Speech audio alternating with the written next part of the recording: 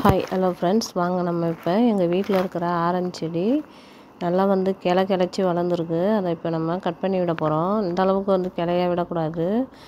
கீழே இருக்கிற கிளையெல்லாம் கட் பண்ணி விட்டோம் அப்படின்னா தான் அது நல்லா ஹெல்த்தியாக வளரும். இப்போ ஒரு கத்திரிக்கோல் எடுத்து கீழே அடிப்பகுதியிலேருந்து இருக்கிற கிளைய எல்லாத்தையுமே கட் பண்ணி எடுத்துக்கலாம்.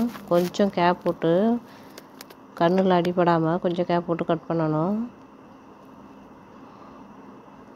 பாருங்கள், இந்த மாதிரி கட் பண்ணிடணும். கட் பண்ணிவிட்டு நம்ம அதை அப்படியே விட்டுறக்கூடாது.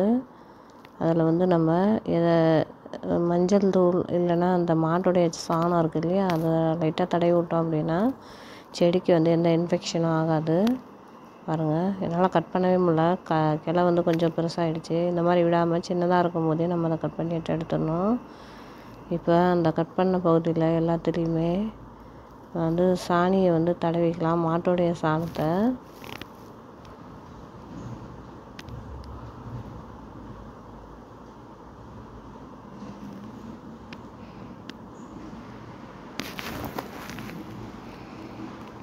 பாருங்கள், அந்த மாட்டு சாணத்தை எடுத்து அப்படியே அந்த கட் பண்ண இடத்துல வாய் பகுதியில் வச்சு விட்டுடணும்.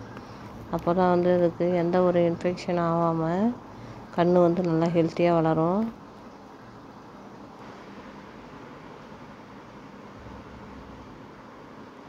எந்தெந்த இடத்தெல்லாம் கட் பண்ணணுமோ அந்தந்த இடத்துல எல்லாத்துலேயுமே நம்ம தடவி விட்டோம் அப்படின்னா அதுக்கு எந்த வித பாதிப்பும் ஏற்படாது. ஓகே ஃப்ரெண்ட்ஸ், உங்களுக்கு இந்த வீடியோ பிடிச்சிருந்தா லைக் பண்ணுங்கள், ஷேர் பண்ணுங்கள், சப்ஸ்கிரைப் பண்ணுங்கள். தேங்க்ஸ் ஃபார் வாட்சிங்.